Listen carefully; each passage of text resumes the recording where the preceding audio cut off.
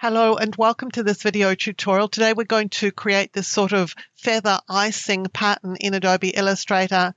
You may be familiar with this kind of look as it's often used on cakes and cupcakes, but today we're making it in Adobe Illustrator. I'm going to click on New File. I suggest you use the same measurements as I'm using so that you'll be able to line up your guides easily, and these guides are going to make things a little bit easier to make. So I'm going to create a document 1800 by 1000 and click Create. We're going to start by creating a line, so I'm going to turn off the fill. I'm just going to use a black stroke right now. I'm going to drag out a line. I'm going to hold the Shift key as I do so it's perfectly vertical. At this point, I'm going to look at its positioning, and I want it to be at an X value of 200. So I'm just using these transform commands to just change its leftmost position to 200 pixels. Then we're going to choose Effect, Distort and Transform, and then Transform. We're going to move all of these lines 200 pixels from each other, and we're going to increase the number of copies to 7. So that's going to give us a starting line plus 7 more, 8 in total. I'll click OK. If you have a look in the Layers panel, what you've got is a line that actually has an appearance applied to it. So it's got a transform appearance applied to it. We want to make all of these lines into guides, but we're going to have to expand that appearance before we do so. We'll choose Object and then Expand Appearance, and that makes individual lines instead of one line with an appearance applied to it. With these lines still selected, we'll now go to View and then Guides and then Make Guides. And each of these lines should change color. They should become a sort of paler color. That's indicating to you that they are now guides. We'll go to show our rulers because we're going to need those right now. I'm going to choose View and then Rulers and then Show Rulers.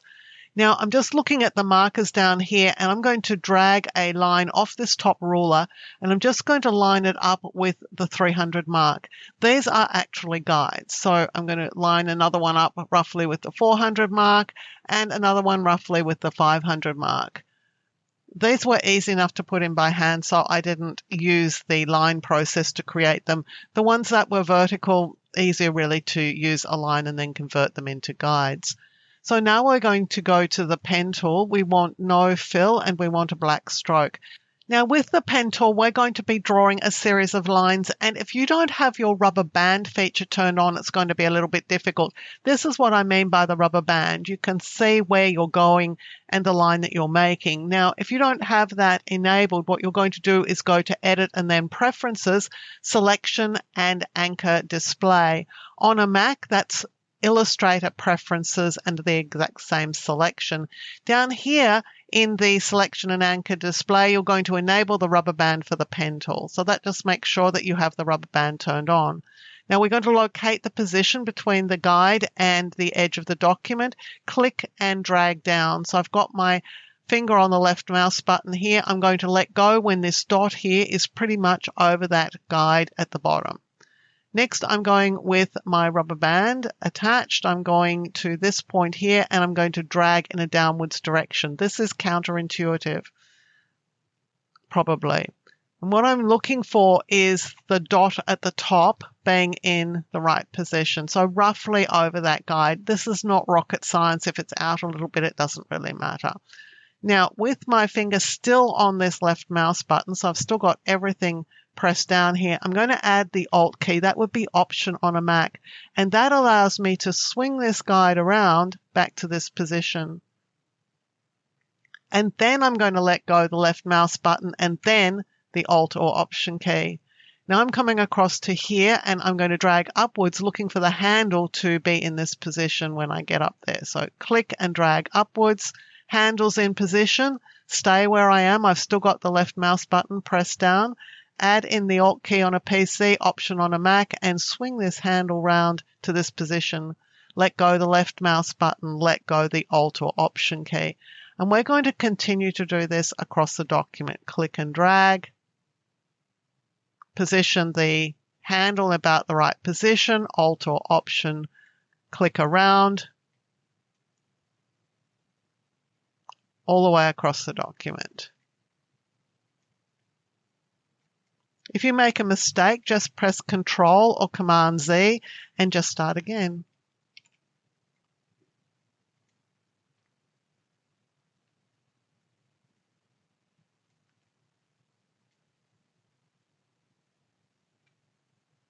Now, when you get to the end point, we don't have anywhere to swing around to. We're out of guides.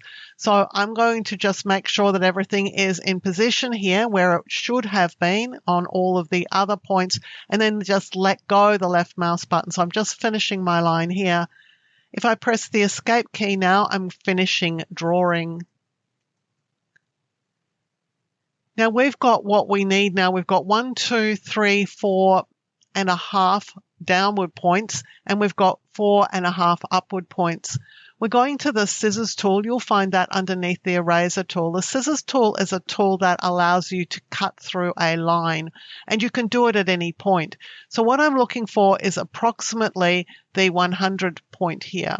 So I'm just going to draw in a guide there because it might be easier for you to see. And I'm just going to click on the line at that point. Now, if you click at a wrong point, you're going to get an error message, but it's pretty easy to work out where the line is. And when you click on this point of the line with the scissors tool, you'll find you get 2 lines. It's split at this point. We're going to select this little piece and press the delete key to remove it. We're going to do exactly the same thing over here. So if you need to, just drag out a line and position it at the 1700 mark. It just needs to be approximate. And then we're going to click on the intersection between our line and that guide. And then we're going to go and pick up that line that we just cut and delete it. Now at this point, we no longer need the guides. So I'm going to choose View and then Guides, and I'm just going to clear my guides. I don't need them any longer at all. I'm going to select over my line. I'm going to increase the stroke weight because this is going to be the stroke weight in our design.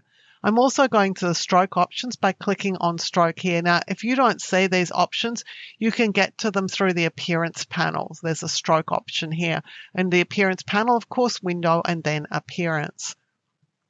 What we're going to do is we're going to alter the corner here. So it's not the cap. We want the cap to be dead straight. So we want it to have this butt cap or straight setting, but we want the corner to be round so we get these sort of round points on our line. So I'm pretty happy with that. If you want to increase your stroke weight, you can do so. This is what we need for our pattern. Now, to create the pattern, I like to hide the artboard. So I'm going to choose View and then Hide Artboards. I'm going to select over the shape and then choose Object Pattern Make. Click OK. Now, here you'll probably find that you have a width and a height that are not whole numbers. You want them to be whole numbers. So I'm going to take the width down to 1600 because that is the nearest whole number. And the height, I'm just going to look at how far apart I want these elements to be. Now, you can zoom in and out while you're in pattern mode. I'm seeing 5 by 3 copies of my pattern. I'm going to click here and I'm going to look at 9 by 9. So it has no effect on the pattern at all. All it's doing is changing what I'm actually seeing on the screen. So I'm going to start decreasing this until I get something that I like. I certainly do want this to be a whole number. I would be happier if it was a round number as well. I would also be happier if this was a round number because sometimes when you get errors in patterns, it's because the numbers here are not round numbers. And when you go to create it as a pattern, it can cause issues. Now, I am seeing very, very faintly here that I've got a problem in my line, and you probably will have a problem. So I'm just going to zoom in here. You can see that it's not quite joining up. I would not expect it to join up. If it did, it would just be really lucky. I'm going to click on Show Tile Edge because that's going to show us the only element in this pattern that can actually be selected. You see, I can't select any of these others because they're not the pattern element. It's this one that I want, the one that is in the tile. So once I can see my tile edges, I can see this particular element. What I'm going to do is click on it with the direct selection tool here, the white arrow tool, because what that allows me to do is to change the positioning of this single anchor point. And what I'm interested in is its Y value. At the moment, it's 489.9026, and that's a really difficult number to work with. So I'm just going to round it up. I'm going to make it 488. I'm going to zoom out. I'm going to find the other end of this line, And I'm going to do exactly the same thing. Click on the direct selection tool, click away from the shape, and then click over here so I have only this anchor point selected. And I'm going to type the exact same value for the Y, 488. And if I do that, this should line up perfectly. And when I look in here, it is lining up just perfectly. So I'm really happy with this. I'm also looking in the bottom of the document that this is at 931%. And typically I would look at things at about 1 to 200%. So if I don't see problems at 900%, I know it's going to be pretty good. So I can turn off Show Tile Edge, and then I can just go ahead and make my pattern. So I'm going to click Done. I'm going to zoom out and let's move this shape out of the way, and let's create a shape into which we can put our pattern. But just remember right now that I had artboards turned off. Not worried about that because I actually want my artboards turned off because I'm going to show you something else in a minute. Going to flip the fill and the stroke. I'm going to the swatches panel, and here is my pattern. I'm just going to fill my shape with my pattern. I'll choose Object, Transform, Scale because I want to scale this. I don't want to transform the object, but I do want to transform the pattern so I can see it a bit more clearly. I'm going to take it up to 35% and click OK. And that is the pattern that we have just created. Now, it would be nice if this pattern had a background behind it. I usually like to make sure the pattern looks okay before I start worrying about backgrounds. So what I'm going to do in the swatches panel with nothing selected in the document is drag this pattern onto the little plus sign, because that leaves me the pattern that is transparent. It's got a transparent background, but this is a second version of the pattern. If I double click on this, I can go in and edit it. What I want to do is I want to create a background for this pattern. So I'm looking at the width and height, and that was another reason why I wanted these to be whole numbers, because I now have to go and create a rectangle that is this size. Making sure I have nothing selected, I'm going to get rid of this pattern fill here right now by clicking on the gradient, and then I'll click on the solid fill color, and I'll go and choose a color to use. So I'm just going to use a sort of turquoise blue for now. I'm going to click on the rectangle tool. I'm going to click in the document. I'm going to make a rectangle exactly this size, 1600 by 190. Now, at this stage, you may see nothing except blue. You may see bits of black. Doesn't really matter. We're going to choose Object, Arrange, Send to Back because we've got this rectangle selected and now we're sending it to the back. Now, what you need to be really careful of now is that you only select this rectangle and you only move it. So I'm going to the selection tool. I can see this rectangle's outline really clearly. I'm not going to be worried about whatever else is happening. I'm just going to move this rectangle. And as I do, you can see I'm starting to reveal all the pattern. And when I reveal all the pattern, none of it's cut off, then I know I'm in the right position or a right position. There's lots of right positions. This is just one of them. So now my pattern has a background. I'm going to click Done. I'm going to reselect my shape that I had filled with the first pattern, go back to the swatches panel, make sure I'm targeting the fill, which I am, and click to add my new pattern. Now at this point I can make changes to it, and one of the pattern colors that I really like from cakes and cupcakes is a sort of pink icing line on some chocolate icing. So we're going to make the icing chocolate and the feathering pink. I'm going up to the Recolor Artwork tool. I'm going to click on Advanced Options.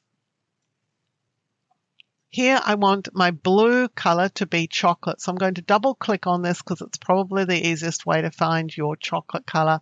And your chocolate's going to be in the oranges. So you want sort of something like a bit reddy orange, and then you're going to select a dark color for that. That's sort of like the chocolate color we're looking for. And then we're going to turn our black into pink. If you saw this without a marker here, without a color swatch here, and perhaps with a line there, you could just click here to add a color because you need to be able to edit your black. And you need to make sure that this has an arrow here, not just a straight line, because if it's a straight line, it won't change. Double click on this and let's go and pick up our pink color for our icing. And then I'll just click OK. In the Swatches panel, we still have our transparent version. We still have the blue version that we created, and we also have our pink icing on chocolate version that we created. Before you leave off, don't forget to put your artboards on again with View and then Show Artboards. If you like carefully researched content like this, clearly presented in a step-by-step format so that you can get great results, then you'll love my Skillshare content. I'm a Skillshare top teacher. I have hundreds of short courses on Skillshare that you can access along with thousands of other great courses, all for the price of a single subscription. If you're interested, there's a Skillshare coupon for you in the description below to use to sign up. Using this coupon benefits me as a creator, and it helps me continue to make free content available here for you also on YouTube. Thank you for joining me for this video tutorial. On the screen now, you'll see a video that I've hand-picked for you. If you enjoyed the video you've just watched, I know that you're going to really enjoy the one I've picked for you to watch next.